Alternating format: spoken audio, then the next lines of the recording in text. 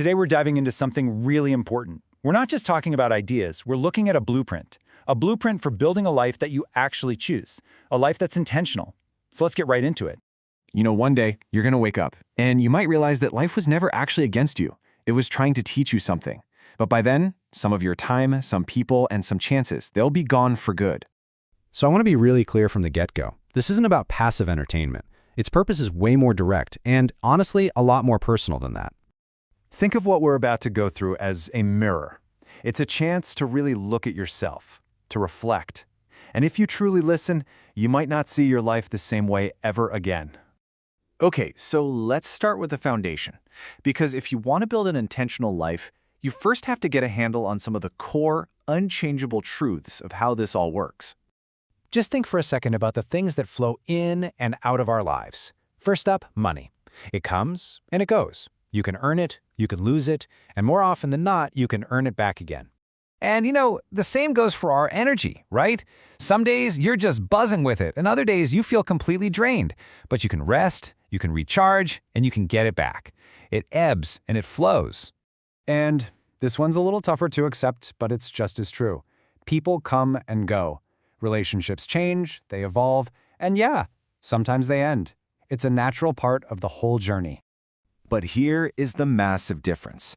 Unlike all those other things, time is on a one-way street. It only goes forward. Every single moment that you spend is gone, forever. That makes it, without a doubt, your most valuable non-renewable asset. And once that really sinks in, once you grasp the true value of time, it leads directly to our second core truth. You have to understand who's in charge of spending it, and that's you. Your life is your responsibility, period. Now, this really highlights the difference between having support and taking ownership. Of course, your parents can guide you, your friends can be there to support you, your mentors can absolutely inspire you, but none of them can do the living for you. And this is the real turning point. The moment you stop waiting for somebody else to come and save you, the second you stop blaming your circumstances for where you are, that is the exact moment you reclaim all of your power. That's the game changer. Okay, so we've laid the foundation with those truths. Now we need some tools. We need the right mindsets and systems to actually build this intentional life. So welcome to the Builder's Toolkit. First up, we have to get this distinction crystal clear. Discipline versus motivation. As you can see, motivation is purely emotional. It's that fleeting feeling of, yeah, I feel like doing it. And we all know it comes and goes. But discipline, that's structural. That's the system you build so that you do it anyway, whether you feel like it or not. One's a spark, the other's the engine that keeps you going. Here's a really powerful idea that can change everything. We like to believe that our willpower is enough to get us to our goals. But the hard truth is, our environment has a much stronger pull on us. You don't rise to the level of your goals. You fall to the level of your environment. So, the big question is, how do you actually build a better environment? Well, you have to curate your inputs. What are you watching? Who are you listening to? What content are you consuming every single day? All of it is shaping your thoughts and your actions. If you want to change your life, you have to start by changing what you let into it. The final tool in our toolkit is all about reframing pain. We're taught to run from it, to seek comfort at all costs. But constant comfort can be a trap, because it's where growth goes to die. Pain, on the other hand, well, that's your teacher. It shows you your limits, it builds your strength, it reveals the truths you need to hear. Think about it. Every version of yourself you're proud of was forged in some kind of difficulty. And understanding that pain is a teacher, man, that is so vital for what comes next.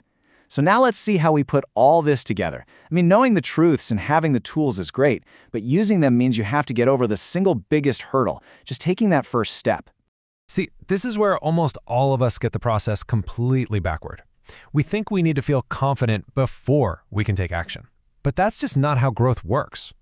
Confidence isn't something you need to get started. It's something you earn as a result of taking action. You have to start scared. You have to start when you're not ready. You just have to start. And while you're out there taking action, there's a constant narrator running in your head, right?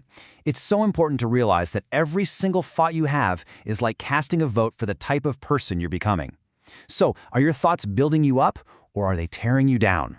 So here's a really practical way to do this. I want you to imagine you're coaching someone you genuinely care about, someone you're responsible for helping. How would you talk to them? probably with encouragement, with some compassion, maybe some tough love when they need it. You need to apply that exact same standard to your own inner voice. All right, we've gone through the truths, we've opened the toolkit, and we've talked about taking that first step. Now it's time to bring it all home with the final and maybe the most important lesson of all, the one that puts everything into perspective. I know, it's a cliche. We've all heard it 1,000 times, but it's a cliche for a reason because it's true. One day, this whole thing, all the struggles, the joys, the quiet little moments, it's all gonna flash before your eyes. It's the final screening of the story that you wrote with your life. And that brings us to the ultimate question, doesn't it? The final challenge. When that moment comes for you, make sure it's worth watching. Make sure you lived a life that was so full of intention, so full of meaning, that you'd be proud to see it all again. Now, that might feel like a heavy question. But here's the beautiful part. Here's the good news. The movie isn't finished yet.